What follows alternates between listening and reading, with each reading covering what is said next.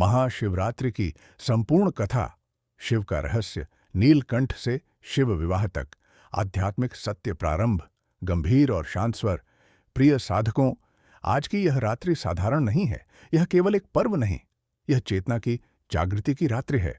यह वही रात्रि है जिसे हम कहते हैं महा शिवरात्रि। आइए समय के पार चलते हैं, सृष्टि के प्रारंभ में।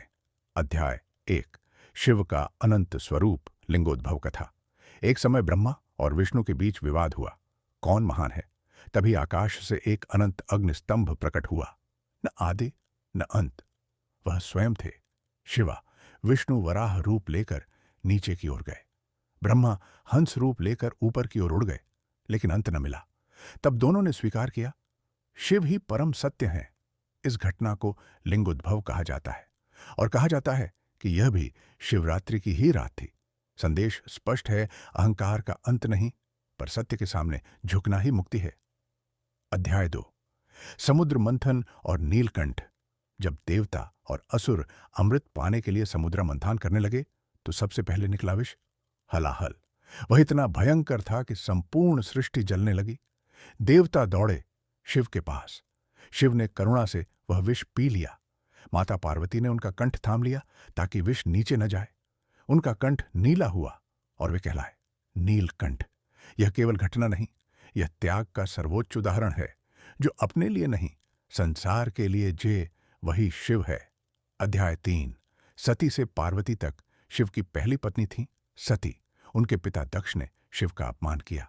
अपमान सह न पाने पर सती ने यज्ञ कुंड में देह त्याग दी। शिव क्रोधित हुए, वीरभद्र प्रकट हुए, दक्ष का यज्ञ नष्ट हुआ।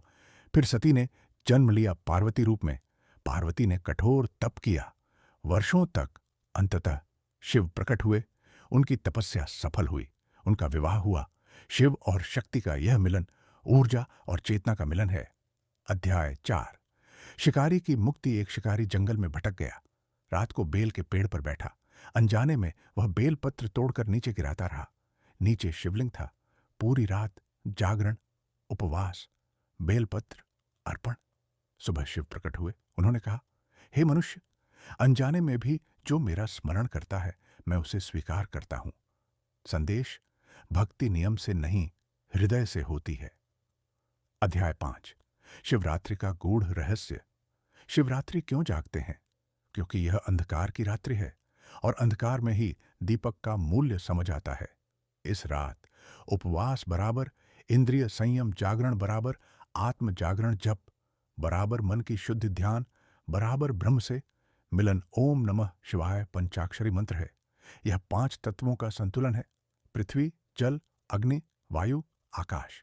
शिव का प्रतीकवाद त्रिशूल बराबर, इच्छा, क्रिया, ज्ञान, डमरू बराबर, सृष्टि की ध्वनि गंगा बराबर, ज्ञान प्रवाह चंद्रमा बराबर, शांति सर्प बराबर, भय पर विजय। शिव श्मशान में क्यों रहते हैं? क्योंकि जहां सब समाप्त होता है, वहीं से सत्य प्रारंभ होता है। अंतिम संदेश प्रिय साधकों, शिव बाहर नहीं है।